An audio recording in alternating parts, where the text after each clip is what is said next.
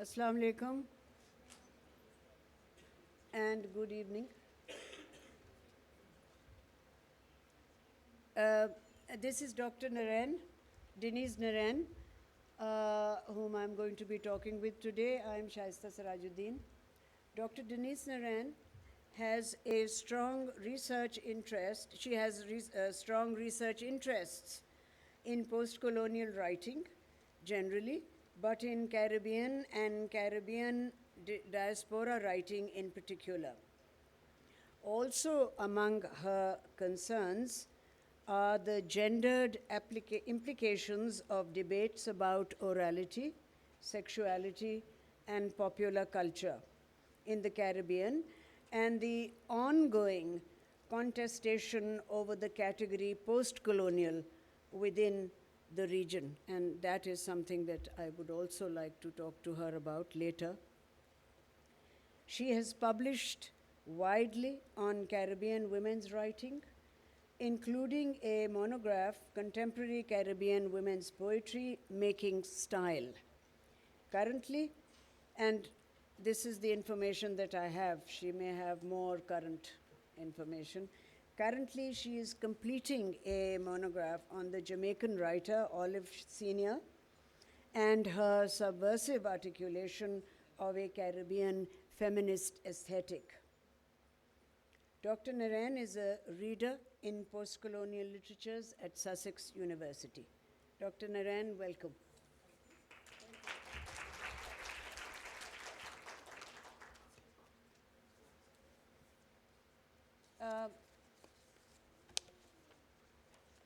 Maybe it would be best if I began by asking Dr. Narain about her most recent work.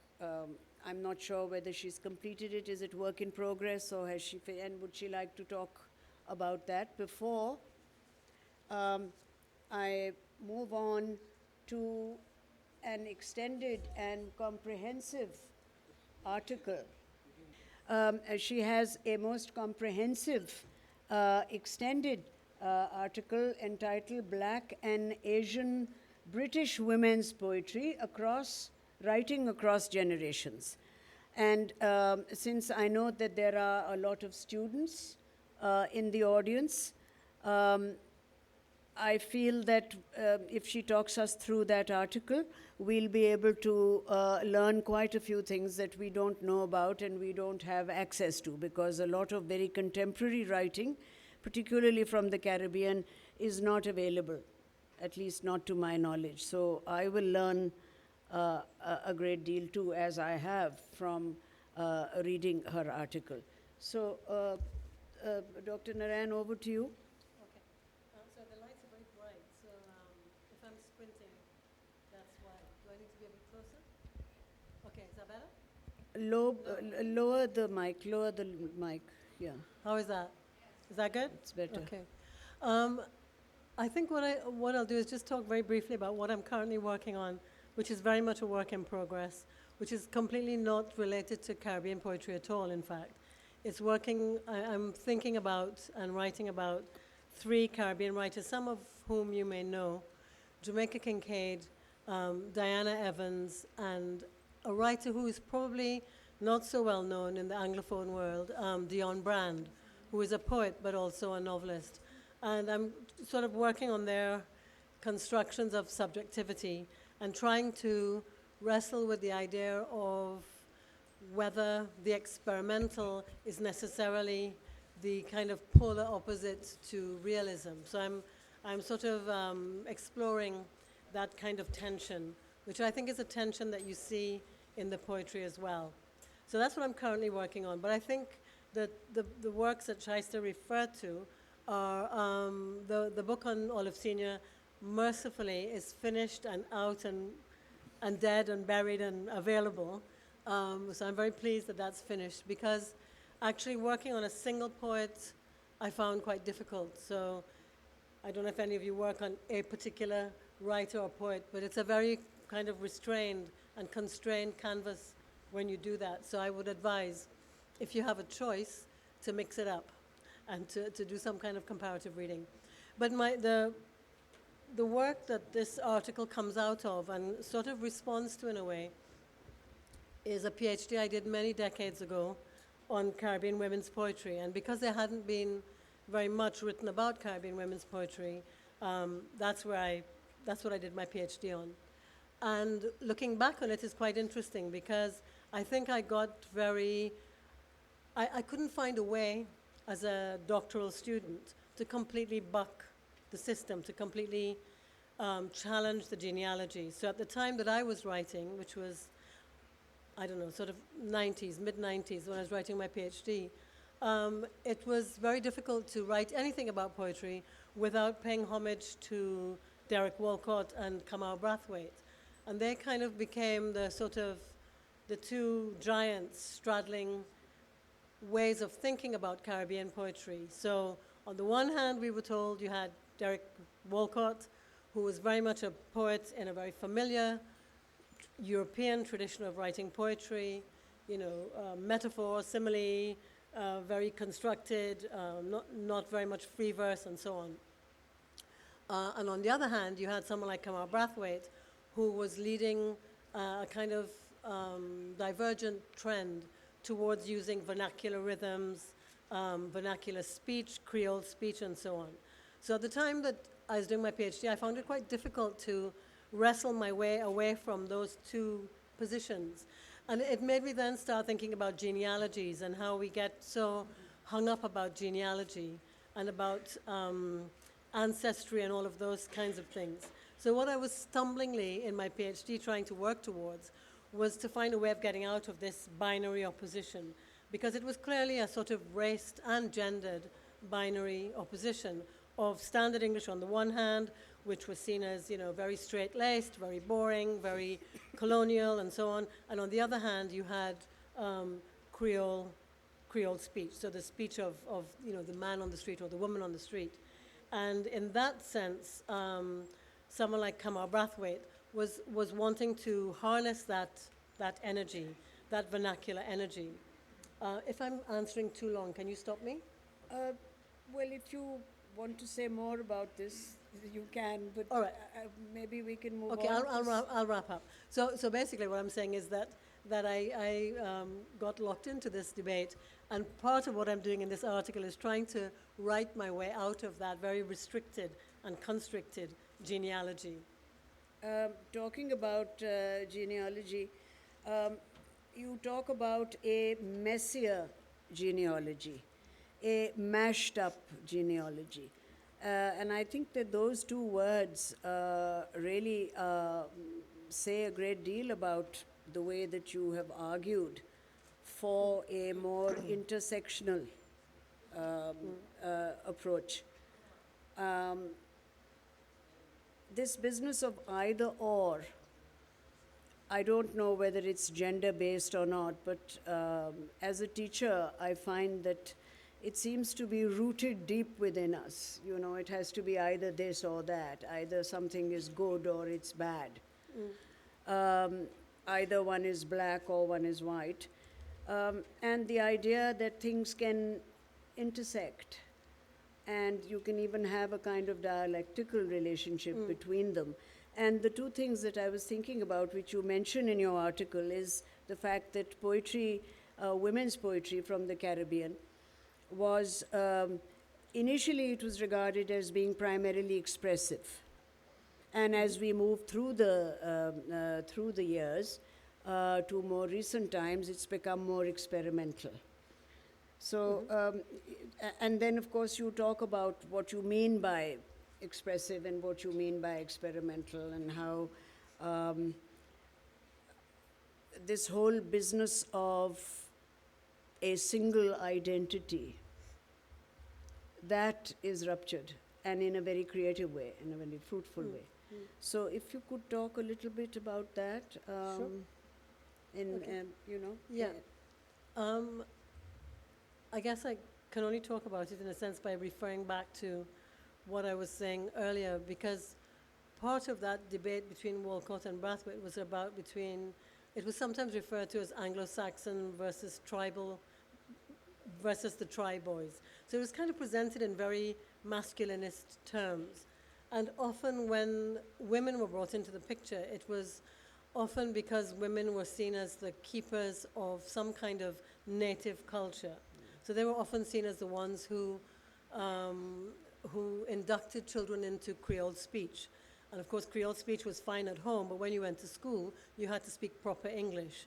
So in a way, women were given that kind of status, whether they wanted it or not. And so a poet who is often referred to in relation to Caribbean poetry is Louise Bennett. And she always wrote in Creole. But what's really interesting about her work is that even though she uses Jamaican Creole all the time, she writes using iambic pentameter, and she writes in very standard verse form. So you have a kind of tension between the language of the poem and the form of the poem. So on the one hand, nobody in Jamaica speaks in iambic pentameter. They don't speak in rhyming couplets. But so the naturalisticness of her writing, which was what was celebrated, was actually part of a kind of difficult tension, I think.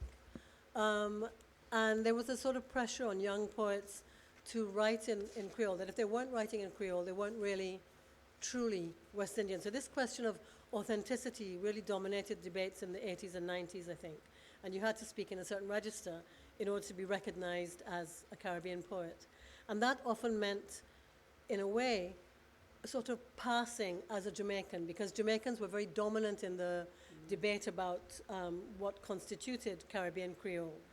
But Jamaican Creole is very different from Guyanese Creole, is quite different from Bajan Creole, etc. So each of the islands has a distinctive register that it matters to them. It may not matter to the outside world, which has now taken Jamaican Creole to be the normative form of Creole, but it matters to people in the Caribbean.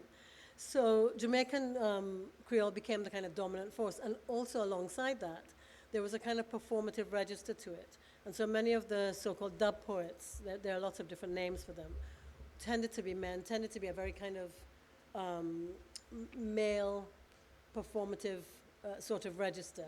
And that, I think, was quite inhibiting. What I think is interesting now is that, and has been for the last, I would say, 20 years, is a shift away from that need to, in a sense, embody nativeness.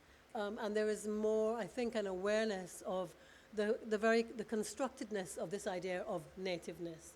And alongside that, I think in the Caribbean, it's important for me to just gesture towards the whole argument about creolization, creolizing, and Creole. So all those words have slightly different meanings. Because I think there is a tendency to see the Caribbean as a place of sort of deep hybridity, or happy hybridity even. And I think, in fact, the hybridity is a much more tense one and a much more contested one. And if you think about it in relation to race, it becomes really quite tense.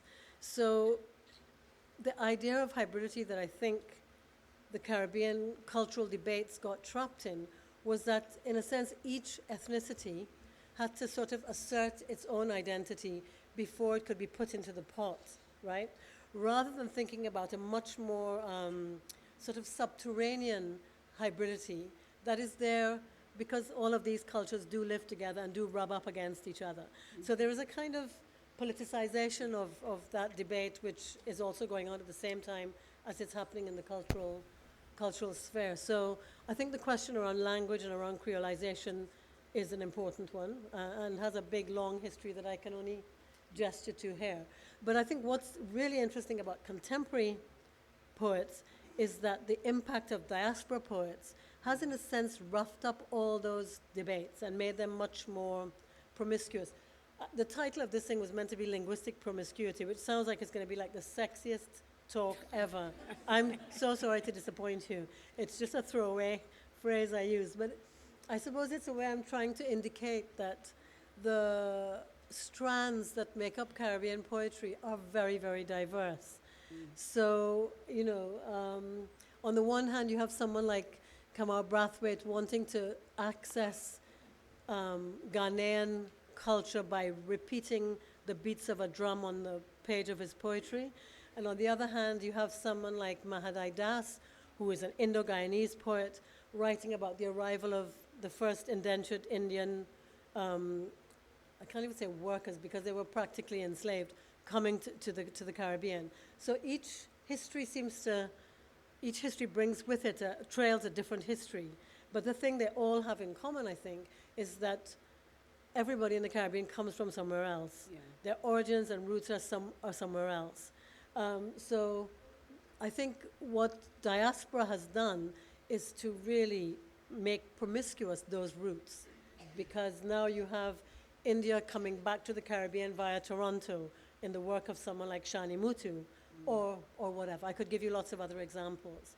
So diaspora, I think, has made a really interesting, has had an interesting linguistic impact, and an impact on form as well. So that I think there are far more risks and experiments available. That are taking place. Yeah.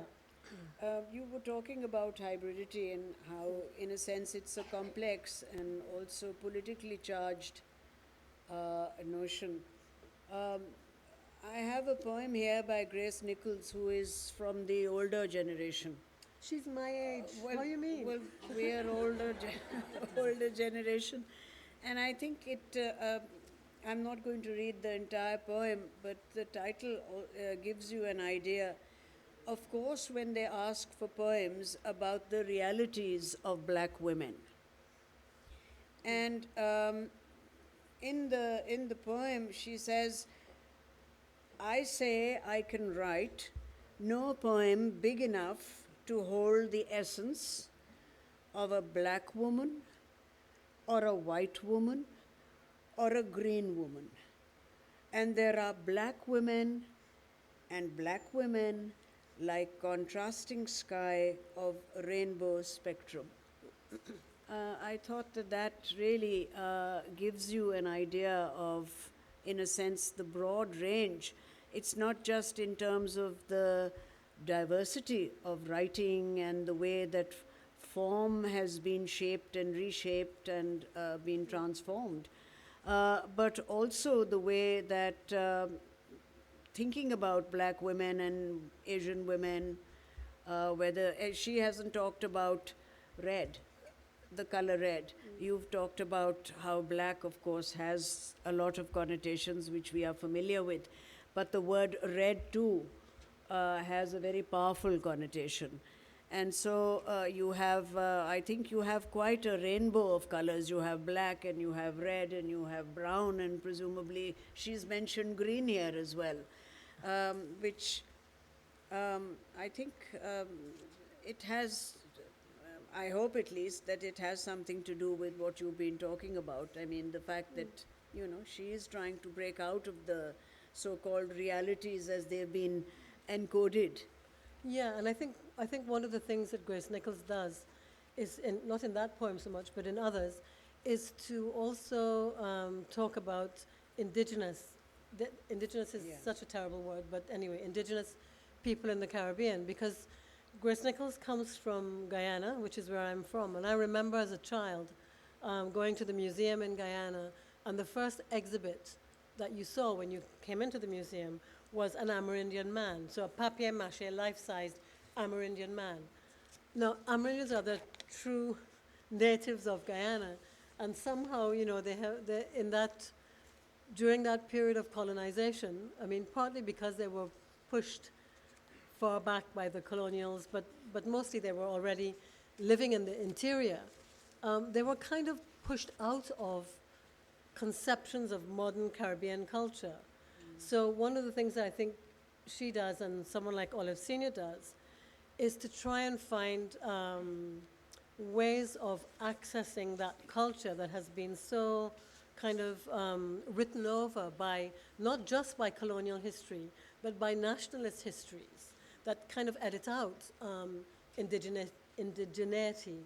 And so I think she's one of among many poets. So someone like Olive Senior uses the metaphor of gardening, kitchen gardening, which is of quite strong historical importance in the Caribbean, because during the plantation slavery period, one of the ways in which enslaved people made some kind of independent economic life of their own was by growing small-scale vegetables, and that is a tradition that continues. So Olive Senior takes that figure of the kitchen gardener, and makes it seem as if she's just a very ordinary, law-abiding, God-fearing woman. But all the time she's doing her gardening, she's kind of reflecting on what she finds. So, like, she finds a shard of pottery, and she starts thinking about the people who were working this land before her. In other words, what I'm trying to get at is that I think contemporary poets are finding very interesting ways of approaching finding voices of those who have not been heard, but they're not as obsessed as the poets of the 80s were with finding a voice, right? So it's not about and it's not even about finding voice. It's about inviting the reader with the poet to kind of assemble some approximation of voice, if that makes sense. So it's not that you can dig something and find it and say, here is the Amerindian presence. It's more saying that together in reading this poem, we come to some kind of apprehension of what it might have been like to be in that space. You've talked about J. Bernard, and you've quoted something which I think has a bearing on what you've just said. Being young is an oxymoron. Our genes are old and gnarled as the moon. They are genes only. We are columns of blood, biding time, caught by the delicate cadence that binds us. Yes, but that doesn't mean I owe a thing to you. You know, that the fact that, and it's the colloquial, almost throwaway quality of the last line, you know, but that doesn't mean I owe a thing to you. Yeah. You know, don't think that I'm going to be now overshadowed. Yeah.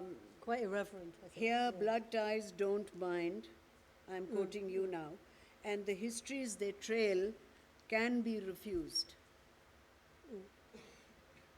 This is important. I think the two words that blood ties don't bind and histories they trail can be refused.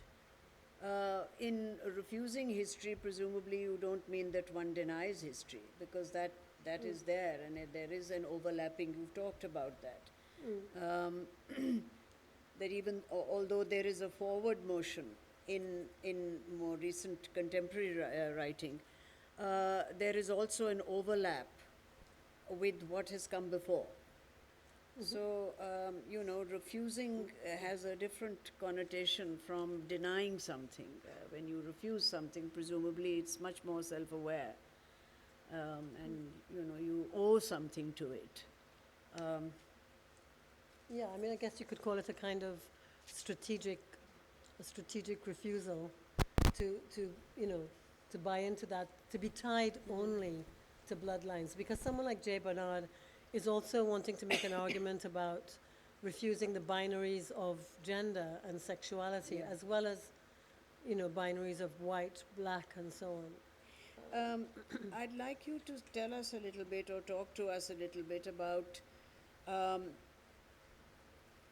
what you have discussed here regarding migration.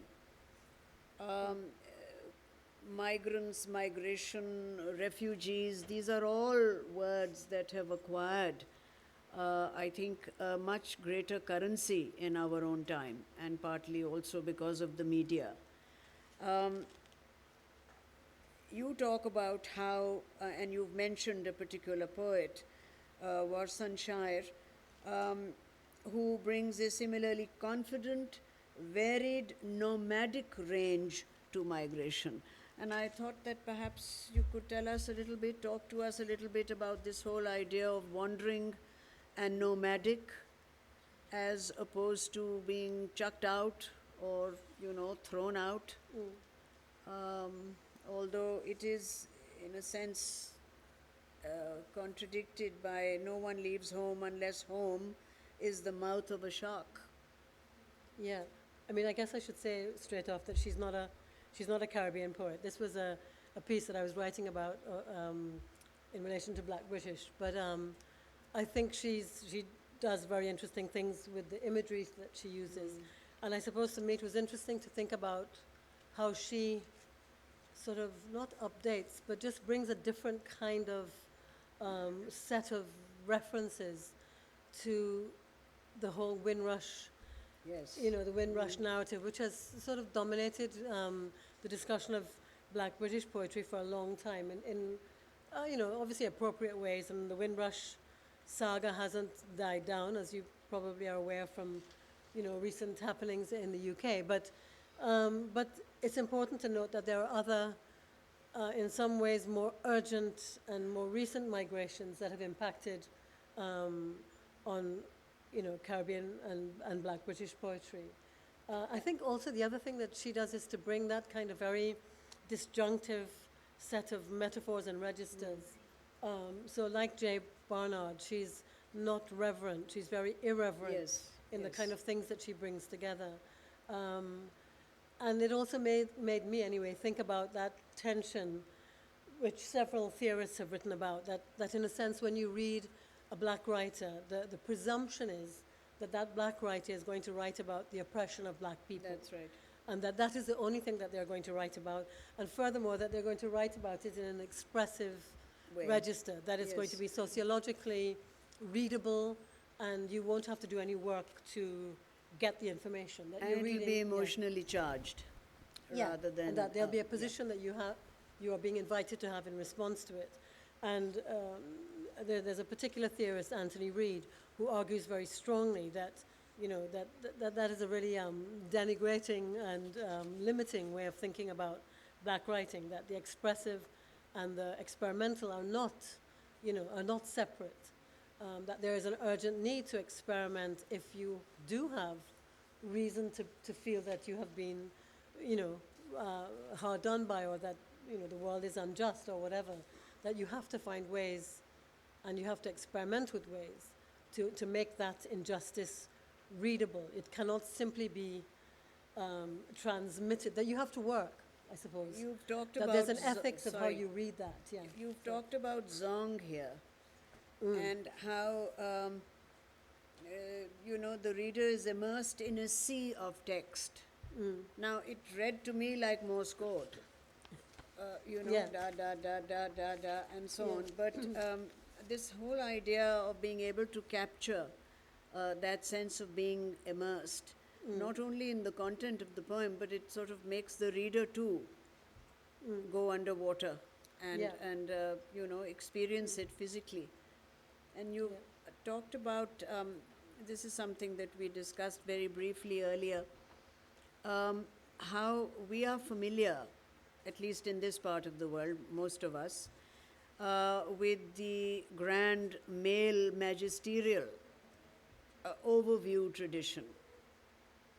And Derek Walcott and Brathwaite, these are people who come in that category. But women's writing is much more granular. And I thought that was a very interesting and a very insightful word. I've not come across it in critical discourse. Granular, actually, it's such a textured word. And you can touch it and you can taste it.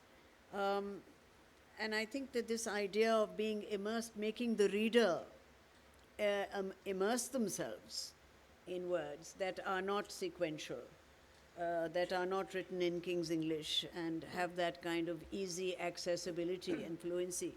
Mind you, it doesn't make for easy reading. One has to hold one's breath underwater, and that is something that takes some doing. And it's a watery Morse code. That's how I've described it. That's a very good description. It's a good description. This might not be of, or it may be, but since you are a captive audience, perhaps I can ask the professor to talk to us a little bit about this. And this is the importance of anthologies. Because in your article, you've talked about the way that, anthologies tended in the past, in the 60s and even in the 70s, to dismiss women. I mean, women were not really regarded as serious, or if they did figure, they were as token women. That you had to have a certain, a polite nod to the other. And then, of course, how Caribbean women writers and Asian women writers have made a name for themselves, and now they are into this whole business of saying, don't simply engage us in being Caribbean or black or whatever. And I was reminded, now this is a book that came out many years ago, and it's the Blood Axe book of contemporary British poets. And it was edited by Jenny Cousin, and it came out in 1985. And she, in her introduction, talks about the way that in the white world, as it were, in the white writerly world, women were excluded as well. And in the 1960s, in the Hayward's Faber book of English verse, which was a very prestigious, Faber publications are quite prestigious, only 11 poems by women feature in its 462 pages.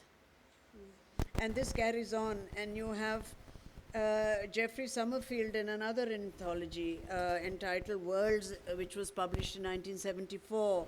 He says, I regret the omission of women poets from this book. This is simply due to the fact that Britain in the last 15 years has not produced a woman poet of real stature. So there you are. So I don't want to drag the whole debate into being, necessarily a strictly feminist one or it's women, but I think that the prejudice here, it's like saying, well, as white women we were unrepresented. If you happen to be black or brown or red or yellow, you have very little chance as well. But perhaps you could tell us a little bit briefly about the anthologies and the way that we move towards more contemporary writing and the way that that is represented. Sure. I thought when you said you were going to ask me to do something, I thought actually you were going to ask me to read from Zong. Well, if you would like to. No way. Because it's actually such a difficult text to actually articulate. I taught it once, and it's just really, really difficult because she takes the text of a legal document about enslaved people being thrown overboard and just uses that legal text to make her own poem. I'm happy to talk about that some other time, but it's a very, very interesting text, and it really makes you as a reader have to think about your work as a reader. So as a reader, you have to work and think about the ethics of reading. Anthologies, when I started my PhD, I was like most other young would-be feminist scholars, and every book I read, I would count how many men, how many women, and that kind of maths of oppression becomes quite depressing because in the Caribbean context, everybody was being left out. This one was being left out of that, and that one out of that. And I found it a really, kind of depressing and sort of predictable kind of process. It's a necessary process, so I'm not being sneering. I think it's important to note the omission of women. And certainly when I was alongside other people working on Caribbean women poets, we had to read a lot of pretty bad poetry in order to include more women. That's just a fact. Now, we found lots of, there are, I think, bad poetry can be really, really interesting to talk about, but you can't deny it's bad, I think you can't make an aesthetic case for it. But you can, and some people have, but it's not a very persuasive case. So then, then you have to start asking sociological and other kinds of questions about why is it so bad, and is it because women are just grabbing a bit of time in between cooking and cleaning, and etc. But those things don't give you enough intellectual grist, I think. So I'm really pleased to see that there are so many more women writers writing now, because there's just so much more to get your teeth into. But to come back to anthologies, one of the things I think that's interesting about anthologies in the Caribbean context and in relation to Caribbean women is the way it sort of forces the anthologizer to make choices about who's in and who's not. So, many of the early poetry collections, say of Jamaican poets, were mostly men with one or two women, but always black Jamaicans. You wouldn't find a white Jamaican poet in there. completely understandable reasons. But there are certain choices that get made when you have an anthology. What was very interesting about the women's anthologies was not so much that they were more inclusive, but that they could not avoid including someone like Jean Rhys, who is a white West Indian. And this word white, just like the word black, I think needs to be in inverted commas because it's a construct, it's not a fact. It's a cultural and political construct. But so it was very interesting to me that Jean Rhys, from the very start of collections on Caribbean women's prose, was always included as a kind of token, well, not as a token black, but she just could not be excluded. And I think that's interesting, just because her work is just so powerful and so much. I don't know if you know Jean Rhys's work, but many people will know White's, I guess, or See If Nothing Else, right? Yeah. Voyage in the Dark is another one. And I mean, she's not an uncomplicated writer to include, because some of the ways she writes about black people, is slightly uncomfortable and so on. But she's there.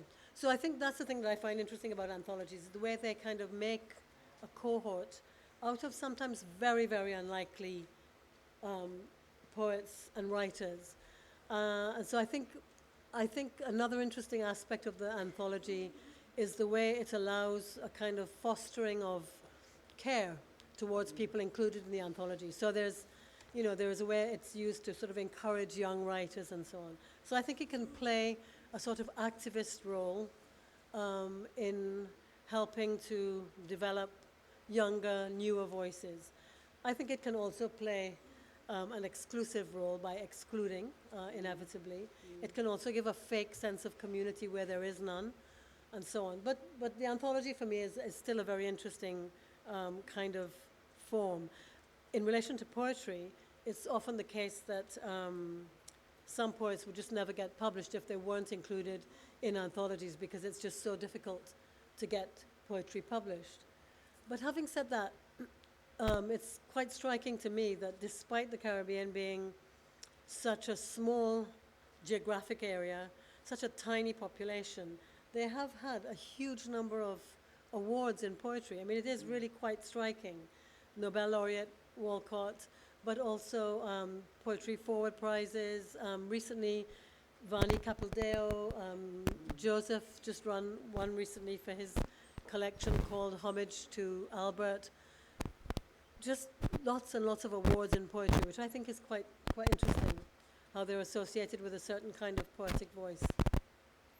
I don't know if I've answered your question on anthologies, but will that do? Yeah. Incidentally, Vani Capildeo, she is of Indo-Trinidadian origins. So that's interesting as well. I think that's interesting too, but if she were here, she probably would not declare, well, you'd probably be able to see from her physiognomy that she's of Indo-Caribbean origin.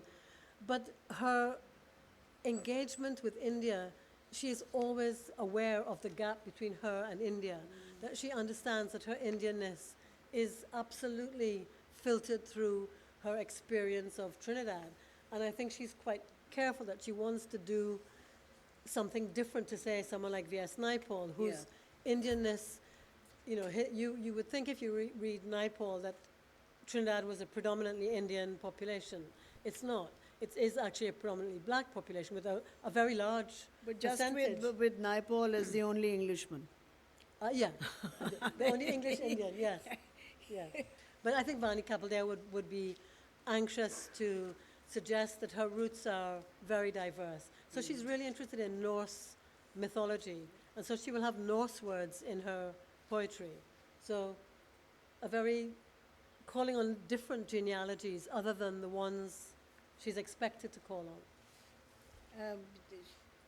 I just want to quote something from your article. This is Capildeo, and it's her poem Sycorax Whoops.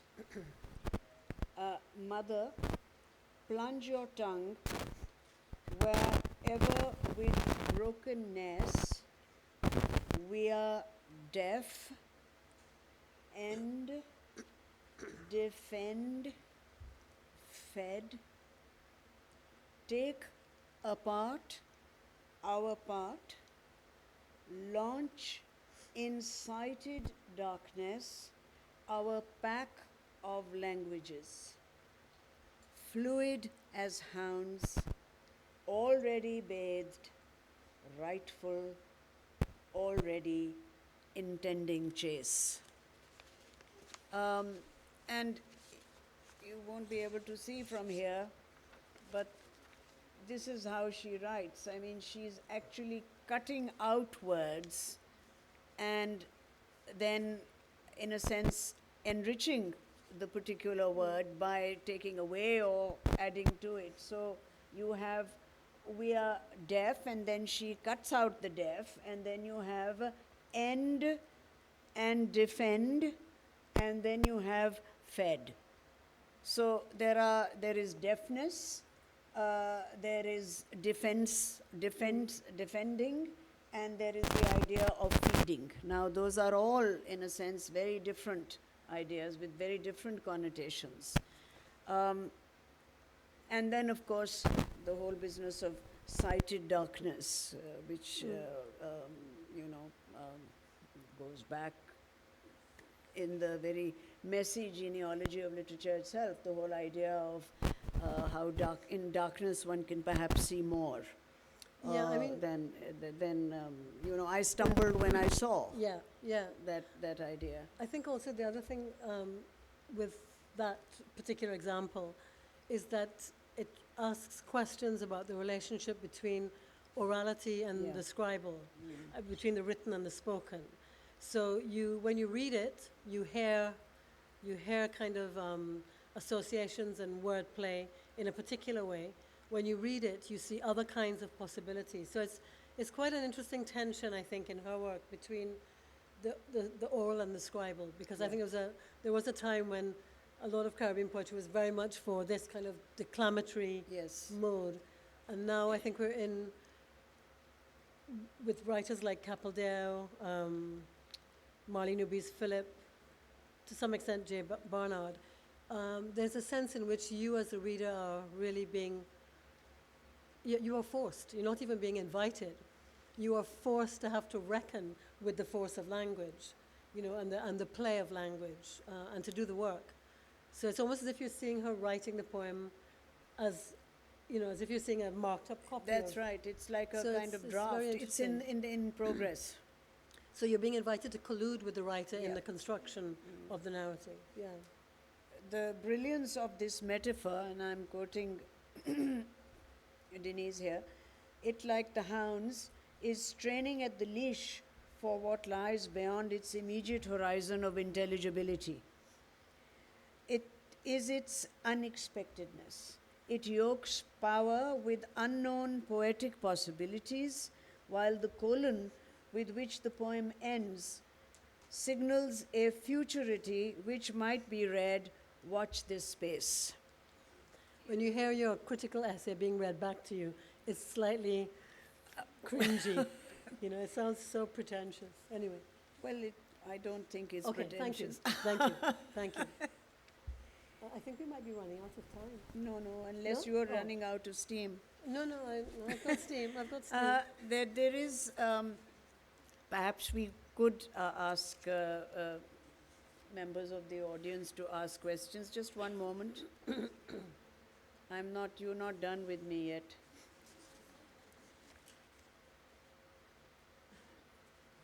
There are these two poems. They're not by a Caribbean poet, but she's an Asian poet, and since you talk about Asian poets. And her name is Imtiaz Dharkar, and she was born in Lahore, and then the family settled in Glasgow. And I think in her work too, you can see the way that she has progressed from talking about women being incarcerated, encaged, oppressed, etc. One of her early collections was entitled Parda. And then a more recent collection is entitled The Terrorist at My Table, which is, I think, a very intriguing and a very exciting title. One of the complaints made by a male critic about women poets was that they lacked a sense of humor. Well, I'm going to read a poem Ha ha ha. by Imtiaz Dharkar, which I think is going to make us laugh intelligently. Tomorrow, I will pierce my navel, drive hoops through my ears, and hang chains on my nipples. Tomorrow, my hair will be spiked, and my boots nailed, and my breasts will be brass. And I will act out all kinds of spite.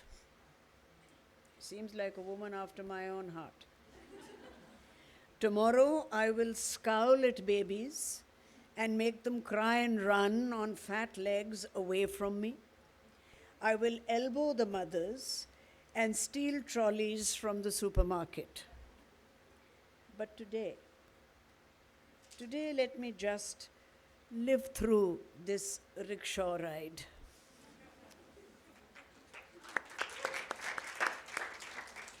And just to end, again to go back to Dr. Narain's thoughts about everything that she's been talking about and what we've been thinking about. This is a very different kind of poem, but I think again it has a bearing on the way that the whole trajectory of poetry by women of Caribbean origin or Asian women has changed. And it's entitled Open. It's by the same poet. People are running through my body now, calling out, laughing, some singing. Strange for someone as secretive as me. I don't mind. I'm opening up the public spaces. There are no intruders. They own this place as much as you, as much as me. My arms are more relaxed now, no tension in the neck. Lately, I've fallen into a new habit, leaving my life unlocked.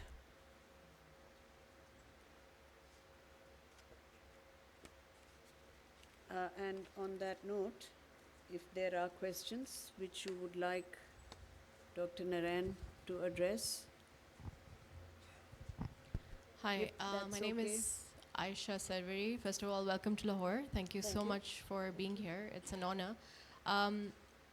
Lately, I've been addicted to the On Being podcast of poetry by Padraig Tuma. I don't know if you're familiar with it. And I came across Lorna Godson's poem called Reporting Back to Queen Isabella. And, you know, having been born in East Africa, Uganda, Kenya, being raised there, then coming to Pakistan, this whole concept of women not having a voice and not having words, particularly South Asian women, it really connected to me that this poem talks about gold and how, like, you know, how you explained, like, when you're excommunicated from your own country, you find your own people in your own museums as an exhibit. It's kind of like that for South Asian women as well. We kind of didn't have much to say or be allowed to say, so we used gold. So there's this obsession in our culture with gold, similar to Caribbean culture. So maybe if you could speak to that and about this poem particularly.